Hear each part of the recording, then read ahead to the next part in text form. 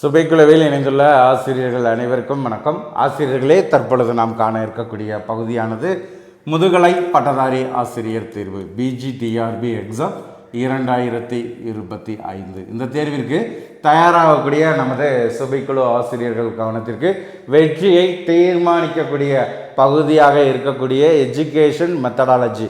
So இதில் 10 unit new syllabus கொடுத்துருக்காங்க. So இதில் ஒவ்வொரு டாபிக் வைஸாக உங்களுக்கு பயிற்சிகள் ஒரு நாள் விட்டு ஒரு நாள் பயிற்சிகளானது நம்ம கொடுத்துட்ருக்கோம். ஸோ அதன் அடிப்படையில் இன்றைய பயிற்சி வகுப்பானது மக்கள் தொகை கல்வி, பாப்புலேஷன் எஜுகேஷன். ஸோ இதுதான் இன்றைய தலைப்பாக உங்களுக்கு பயிற்சி கொடுக்க போகிறோம்.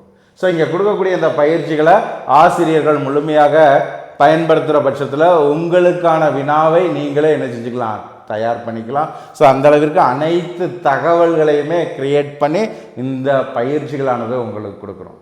அது மட்டும் இல்லாமல் செப்டம்பர் 1ஆம் தேதியிலிருந்து இந்த எஜுகேஷன் மெத்தடாலஜி, அது மட்டும் இல்லாமல் ஜிகே, தமிழ் எலிஜிபிலிட்டி டெஸ்ட் இதை ஒருங்கிணைத்து உங்களுக்கு 200 வினாக்களை உள்ளடக்கிய ஃபுல் மாடல் டெஸ்ட்டு நம்ம என்ன செய்கிறோம், ஒவ்வொரு நாளுமே ஃபுல் மாடல் டெஸ்டானது உங்களுக்கு நம்ம என்ன செய்கிறோம், ப்ரொவைட் பண்ணுறோம்.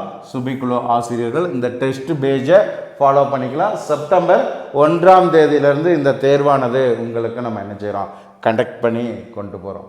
ஸோ இதில் வேறு ஏதேனும் சந்தேகங்கள் இருந்துச்சுன்னா சுபிக்குழுவை தொடர்பு கொண்டு செப்டம்பர் 1ல் இருக்கக்கூடிய தேர்வை நீங்கள் தயாராகிக்கலாம். ஸோ அது மட்டும் இல்லாமல் இந்த தேர்வுக்கு தேவையான ஸ்டடி மெட்டீரியல் உங்களுக்கு நம்ம பிடிஎஃபாக ப்ரொவைட் பண்ணுறோம். ஸோ அதே மாதிரி ரிவிஷன் மெட்டீரியல் சரிங்களா, இது ரெண்டையுமே உங்களுக்கு கொடுத்து ரிவிஷன் மெட்டீரியலும் ஸ்டடி மெட்டீரியலும் உங்களுக்கு ப்ரொவைட் பண்ணி இந்த டெஸ்ட் பேஜானது நம்ம கண்டக்ட் பண்ணுறோம்.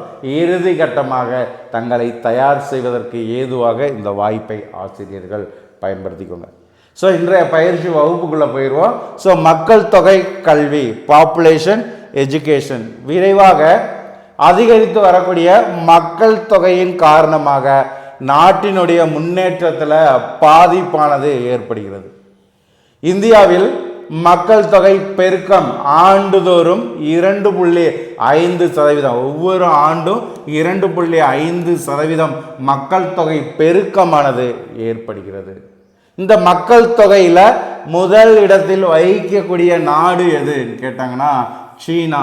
மக்கள் தொகையில் முதலிடம் பெறக்கூடிய நாடு சீனா. அமெரிக்காவின் மக்கள் தொகையை போல, அமெரிக்காவில் இருக்கக்கூடிய மக்கள் தொகையை போல 3 மடங்கு இந்தியாவில் இருக்கிறது மக்கள் தொகை. கனடாவினுடைய மக்கள் தொகையை போல 21 மடங்கு இந்தியாவில் உள்ளது. ஜப்பானின் மக்கள் தொகையை போல 6 மடங்கு இந்தியாவில் காணப்படுகிறது.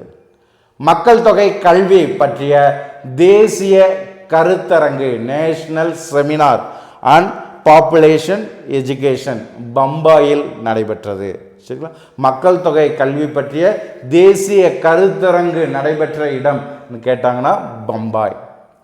ஸோ இதில் வளர்ச்சி விகிதம், இந்த ஃபார்முலா மெயினாக தெரிஞ்சுக்கோங்க, நம்மளுக்கு கேட்கலாம். வளர்ச்சி விகிதம் இஸ் ஈக்குவல் டு பிறப்பு விகிதம் மைனஸ் இறப்பு விகிதம் பிளஸ் மொத்த மக்கள் தொகை இடம்பெயர்வு. அதே மாதிரி பாருங்க, வளர்ச்சி விகிதம் இஸ் ஈக்குவல் டு பிறப்பு விகிதம் மைனஸ் இறப்பு விகிதம், பிறப்பு விகிதம் மைனஸ் இறப்பு விகிதம் பிளஸ் குடியேறுதல் மைனஸ் வெளியேறுதல்.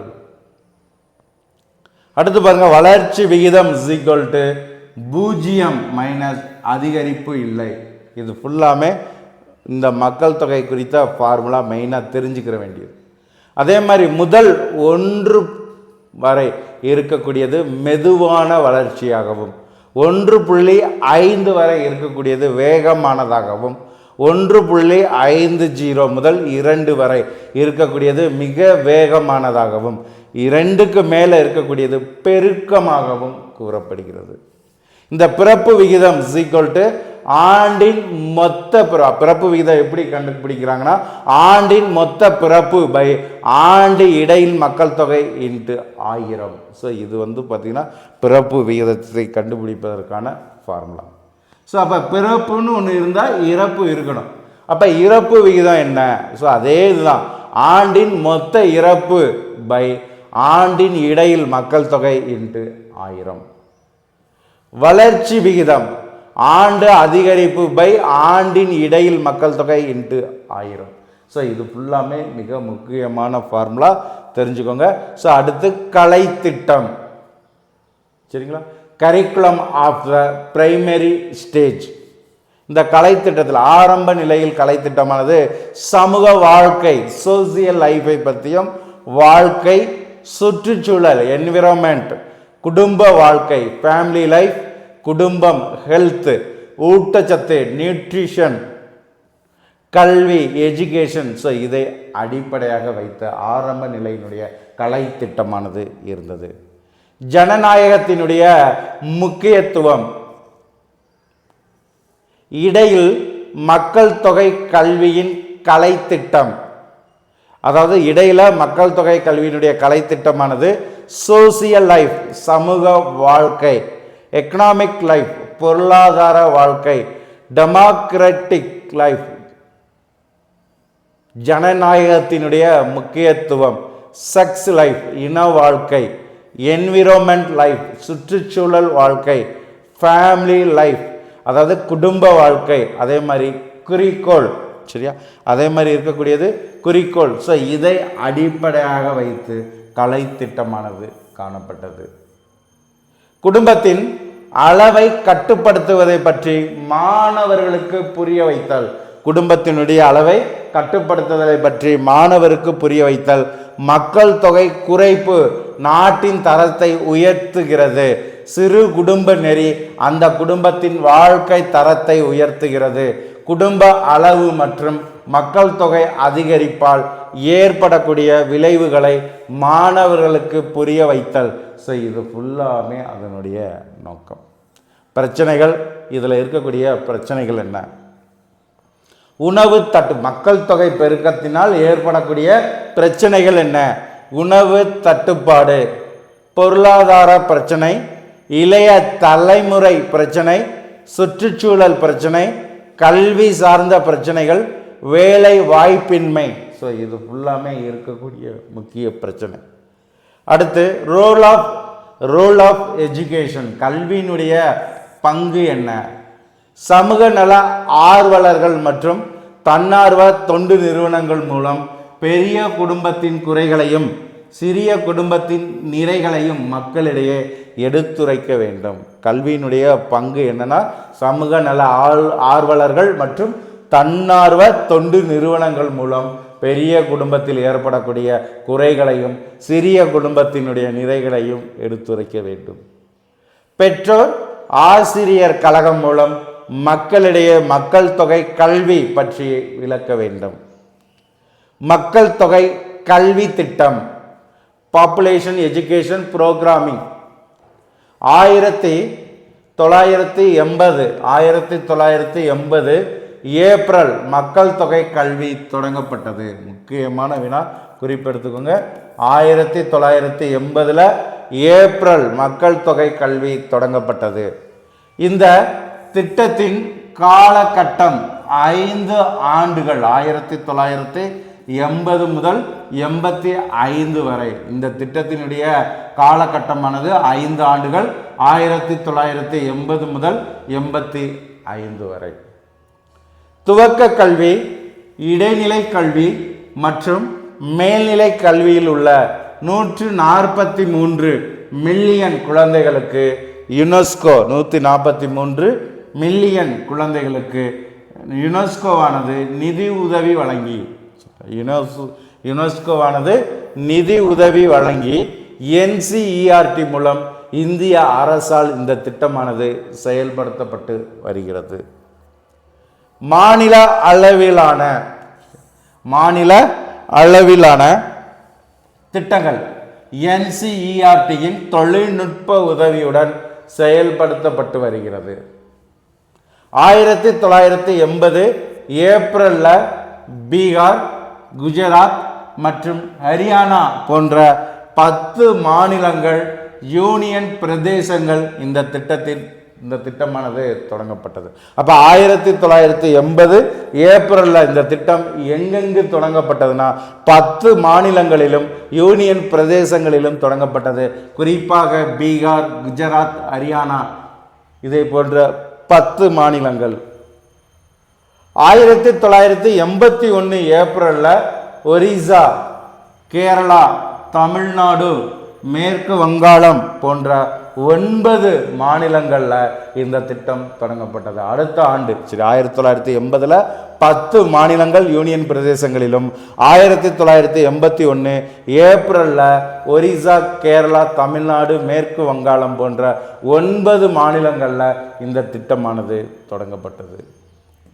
முன்னாள் கல்வி அமைச்சர் மற்றும் மேற்கு வங்காளம் ஒரிசாவின் ஆளுநருமான ப்ரொஃபஸர் நூருல் ஹாசன் மற்றும் முன்னாள் பிரதமர் டாக்டர் சந்திரசேகர ராவ் ஆகியோரும் மக்கள் தொகை கல்வியின் ஆசிரியரின் பங்கு பற்றி கூறுகின்றனர். ஆசிரியருடைய மக்கள் தொகை கல்வியில் ஆசிரியருடைய பங்கு என்ன என்பதை பார்த்தீங்கன்னா முன்னாள் கல்வி அமைச்சர் மற்றும் மேற்கு வங்காளம் ஒரிசா ஆளுநருமான ப்ரொஃபஸர் நூருல் ஹாசன் மற்றும் முன்னாள் பிரதமர் டாக்டர் சந்திரசேகர ராவ் ஆகியோர் மக்கள் தொகை கல்வியில் ஆசிரியர் பங்கை பற்றி கூறுகின்றனர்.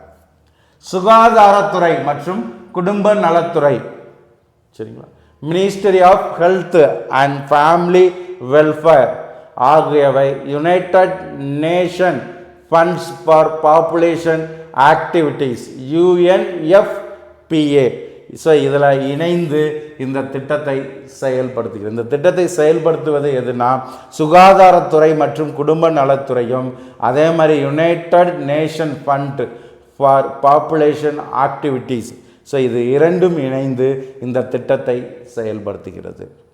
அடுத்து கெய்ரோ மாநாடு கான்ஃபரன்ஸ், கெய்ரோ மாநாடு 1994 கெய்ரோவில் மக்கள் தொகை பற்றிய சர்வதேச மாநாடு நடைபெற்றது. மக்கள் தொகை பற்றிய சர்வதேச மாநாடு கெய்ரோவில் எப்போ நடைபெற்றதுன்னா 1994. இது 3வது சர்வதேச மாநாடு ஆகும். இந்த மாநாட்டில் இந்தியா உட்பட 175 நாடுகளானது பங்கேற்றது. இந்த மாநாட்டில் 3 முக்கிய குறிக்கோள்களை மையப்படுத்தி 112 அறிக்கைகளானது சமர்ப்பிக்கப்பட்டது. 112 அறிக்கைகள் சமர்ப்பிக்கப்பட்டது. இந்த மாநாட்டில் 3 முக்கிய குறிக்கோள்களை மையப்படுத்தி. இது 3வது சர்வதேச மாநாடு. இந்தியா சார்பாக இந்திய பிரதிநிதிகள் சுகாதார மற்றும் குடும்ப நலத்துறை அமைச்சர் திரு பி சங்கரநந்தா சிறப்புரை ஆற்றினார். இந்திய அரசின் தேசிய மக்கள் தொகை பற்றிய நிபுணர் குழு டாக்டர் MS சுவாமிநாதன் தலைமையில் 22/5/1994 22/5/1994 அறிக்கையானது சமர்ப்பிக்கப்பட்டது. இந்த அறிக்கையில் இந்த குழுவினுடைய பரிந்துரை என்ன? 2010க்குள் 18 வயதிற்கு குறைவான பெண்களின் திருமணத்தை தடுத்தல், தடுப்பூசி போன்றவை. முதல் பரிந்துரையானது 2010க்குள் 18 வயதிற்கு குறைவான பெண்களின் திருமணத்தை தடுத்தல், தடுப்பூசி போன்றவை கூறப்பட்டது. அடுத்து இந்திய மக்கள் தொகை விவரம். அடுத்து நம்ம பார்க்கக்கூடியது இந்திய மக்கள் தொகை விவரம். ஐக்கிய நாடுகள் கணக்கீட்டின்படி 31/1/2017 அன்று பார்த்தீங்கன்னா மக்கள் தொகை எவ்வளவுங்கிறத கொடுத்துருக்கோம். இது உலக மக்கள் தொகையில் 17.86% இந்திய மக்கள் தொகையாகும். உலகத்தில் இருக்கக்கூடிய மக்கள் தொகையில் 17.86% இந்தியாவினுடைய மக்கள் தொகை. மக்கள் தொகையில் முதலிடம் ஏற்கனவே சொன்ன மாதிரி சீனா, 2வது இந்தியா. மக்கள் தொகை அடர்த்தி என்பது 452 km². மக்கள் தொகையினுடைய அடர்த்தி இது. மொத்த நிலப்பரப்பு எவ்வளவு, சதுரம் மைல்கள் கொடுத்துருக்கோம் பாருங்க. அதே மாதிரி கிலோமீட்டர் ஸ்கொயரில் கொடுத்துருக்கோம். அதே மாதிரி நகரத்தினுடைய மக்கள் தொகை 32.8%, 2017 கணக்கெடுப்பின்படி. அதே மாதிரி உலக மக்கள் தொகை தினம், வேர்ல்டு பாப்புலேஷன் டே கொண்டாடப்படுகிறது. 1989 ஐக்கிய நாடுகள் சபையினுடைய பரிந்துரையின்படி ஜூலை 11 உலக மக்கள் தொகை தினமாக கொண்டாடப்படுகிறது. எப்போ? ஜூலை 11 உலக மக்கள் தொகை தினமாக கொண்டாடப்படுது. எப்போ இருந்து? 1989. ஸோ இதை பரிந்துரை செய்தது ஐக்கிய நாடுகளின் சபை. 1/1/1951 மக்கள் தொகை எவ்வளோ இருந்துச்சு? அதே மாதிரி 1/1/2018 மக்கள் தொகை எவ்வளவு? ஸோ இதை இங்கே கொடுத்துருக்கோம், குறிப்பெடுத்துக்கோங்க. மக்கள் தொகை கொள்கை, நேஷனல் பாப்புலேஷன் எஜுகேஷன் பாலிசி, மக்கள் தொகை கல்வி கொள்கை 1967 ஏப்ரல் தேசிய மக்கள் தொகை கொள்கை உருவாக்கப்பட்டது. அப்போ தேசிய மக்கள் தொகை கொள்கை உருவாக்கப்பட்டது எப்போ? 1967 ஏப்ரலில் தேசிய மக்கள் தொகை கொள்கையானது உருவாக்கப்பட்டது. இந்த கொள்கையில் முன்னால் உள்ள முதன்மை அனுமானம் மக்கள் தொகை வெடிப்பு என்பது வறுமையின் வெடிப்பாடாகும் என்பதுதான் இந்த கொள்கையினுடைய முக்கியமாக முன்னதாக இருந்த கோட்பாடு. முன்னதாக இருந்தது மக்கள் தொகை வெடிப்பு. ஸோ அடுத்து 5 ஆண்டு திட்டங்களினுடைய பங்களிப்பு. முதல் 5 ஆண்டு திட்டம், சரியா, முதல்ல இருக்கக்கூடிய 5 ஆண்டு திட்டம் 1951 to 56 குடும்ப கட்டுப்பாட்டு திட்டம், ஃபேமிலி பிளானிங் பற்றி விவாதிக்கப்பட்டது முதல் 5 ஆண்டு திட்டத்தில். மக்கள் தொகை கல்வி பற்றி விளக்கியவர் யார்? மக்கள் தொகை கல்வியை பற்றி விளக்கியவர் யார்னா ப்ரொஃபஸர் லோன் வேலண்ட் என்பவர் தான் மக்கள் தொகை கல்வியை பற்றி விளக்கியவர். இந்த மக்கள் தொகை கல்வியினுடைய சிறப்பு அம்சம் என்ன?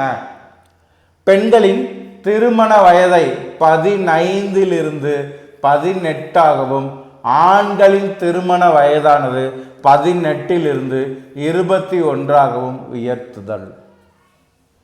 பெண் கல்வியில் அதிக கவனத்தை செலுத்துதல். குடும்ப கட்டுப்பாடு திட்டத்தில் அனைத்து அமைச்சகங்களும் துறைகளும் பங்கேற்பது. குடும்ப கட்டுப்பாடு பற்றிய விழிப்புணர்வை கிராமப்புற மக்களிடையே அதிகப்படுத்த ஊக்கமூட்டும் வகையில் படங்களை காண்பிக்க வேண்டும். ஊக்கமூட்டக்கூடிய வகையில் படங்களை காமிக்க வேண்டும். இது ஃபுல்லாமே மக்கள் தொகை கல்வியினுடைய சிறப்பு கூறுகளாக கூறப்படுகிறது. ஸோ இன்றைய பயிற்சி வகுப்பில் கொடுத்துருக்கக்கூடிய இந்த தகவலை முழுமையாக பயன்படுத்திக்கோங்க.